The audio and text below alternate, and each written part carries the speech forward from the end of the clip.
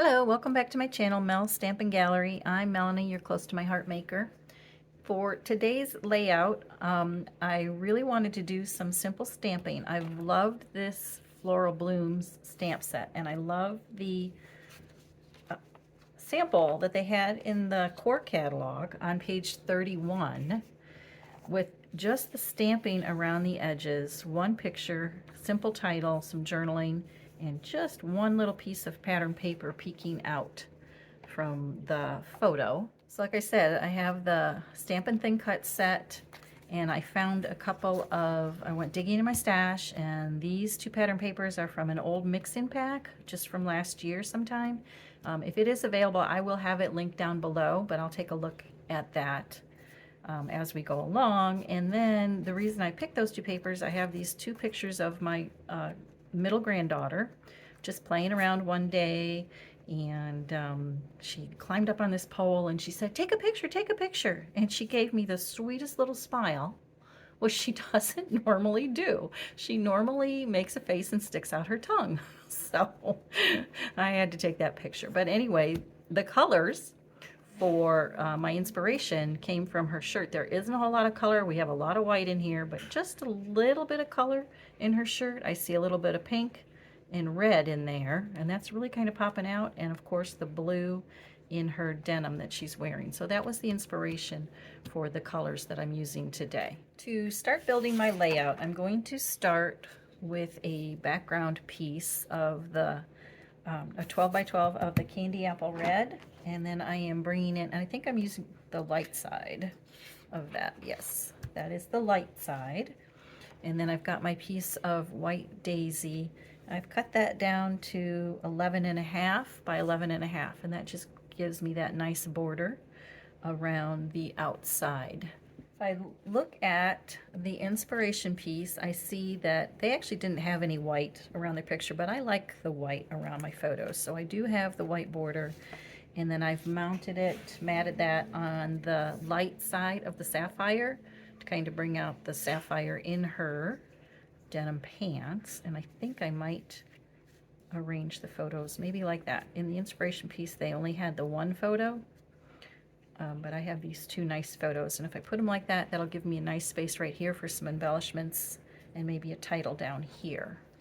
While you're away, I've been working on the stamping a little bit, and I've got the little leaf mounted on my acrylic block, and because it's the first time I've used it and it is a solid stamp, I'm just seasoning it on my hand and on my shirt. Let me bring in my pine ink pad here, and I'll ink that up. And you guys, can I just say, I am in love with these acrylic blocks.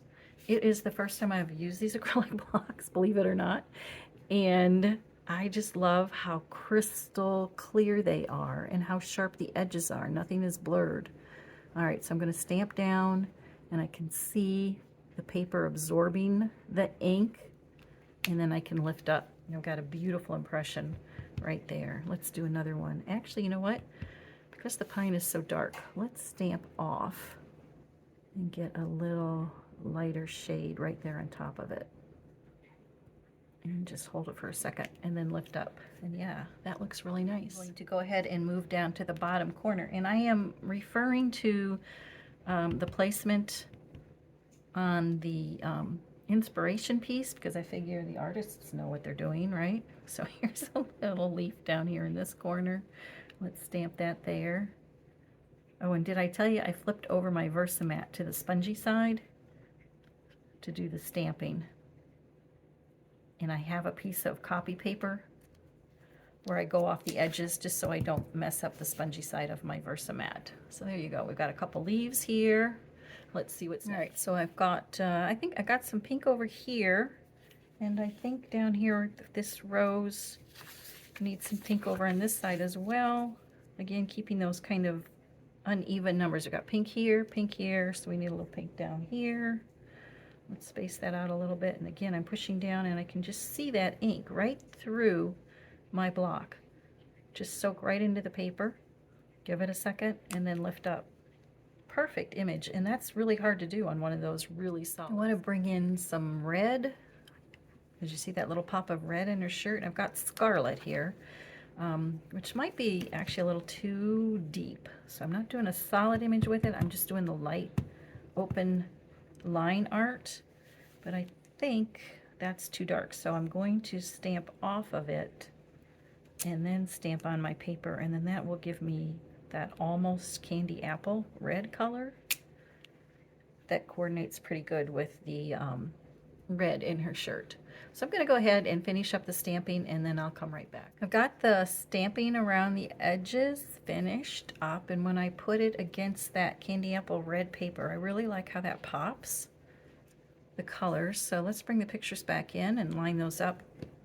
And I'm thinking, because I use sapphire on there and I want to use some sapphire paper, I'm going to bring in this tiny little flower stamp and stamp it with some sapphire. Just a couple of little pieces of sapphire, but I think I'm going to stamp off first. And then just down here in the corner, put one little sapphire. Look how nice that matches the light side of the cardstock. So let's put one there. How about one up here? And we need a third one. How about right down here?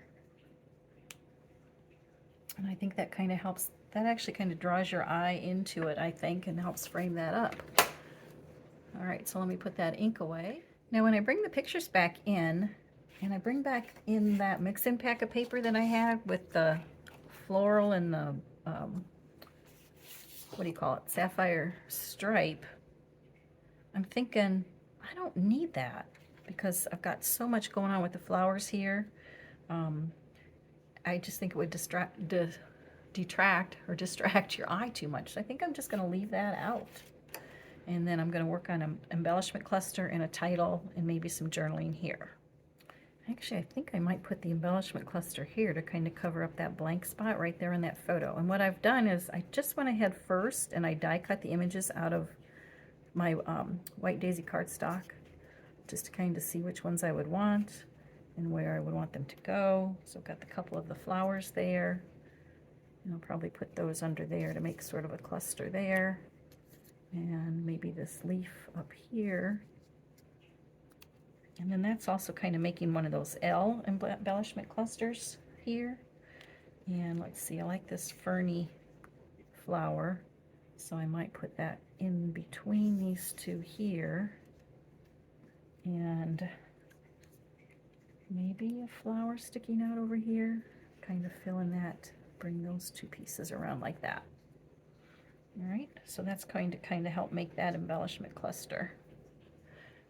Now, like I said, I've got my, I cut my pieces first on my white daisy cardstock, because sometimes, especially with images like this, that are going to be kind of hard to line up, I like to cut and then stamp.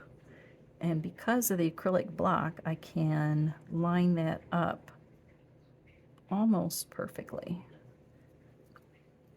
And then stamp, push, hold, and release. And then I've got a nice, good image without worrying about using my magnetic plate and it jumping and getting out of whack. So yeah, sometimes I like to do it better that way. I've got my embellishment cluster pretty well done here. I added a couple little of the sapphire flowers. I thought it needed just a little bit more pop of color, and I'm going to put one more right here, just using a foam adhesive pop-up dot just to pop that up a little bit. And then I think really brings all that sapphire blue into the picture. And after looking at it, I decided to go ahead and print my journaling on a clear label.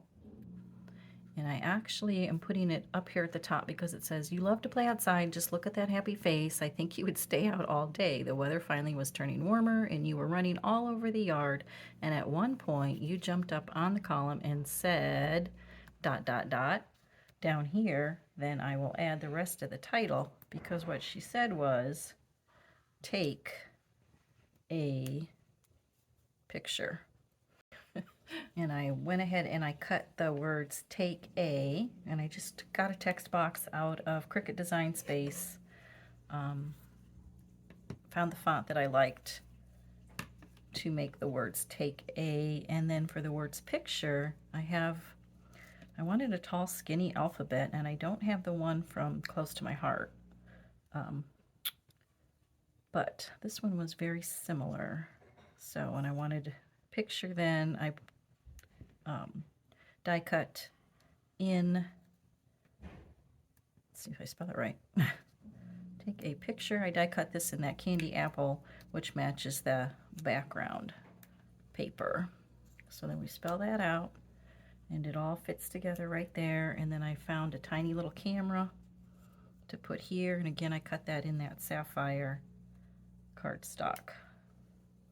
All right, so I'm almost finished. I've got the title down. I found some of these green gems in my stash. I don't like those plain centers, so the green kind of went with the green I had in there already. So I added a couple of them around the page. And the very last thing to do then is I have my journaling, like I said, typed out on a clear label, and I'm just going to adhere that down. Now, I did, like I said, print this on clear label. They take a long time to dry. I let it dry overnight. It still wasn't, it looked dry and it kind of felt dry to the touch, but when I rubbed it, it smeared. So what I tried was taking my anti-static pouch and tapping on the journaling, on the ink, and then that made it absorb the ink that really wasn't quite dry. So now I can burnish that and put that on my scrapbook page. Now when I get that down and I burnish that, I'm even using my sleeve, and there's no smearing. And I think that looks really good. You can't even tell that there's a label there. Here's a close-up of that. Now, my friend Erin has a great video on how she uses these clear labels to print her journaling and several other different ways to do journaling in your scrapbook layouts. And I will actually link that video down below in the description box, along with all the other supplies that I used here. And really the only supplies I used was the one stamp set, because I decided not to use that paper that I originally brought in, if you recall. And here's that stamp set again. It's called Floral Blooms, and I will link that down below as well. So that's really the only thing I used, the Floral Blooms Stampin' Thin Cuts, and just selected about 4 different colors of ink that I had in my stash, a little bit of cardstock for the backing, and that was it.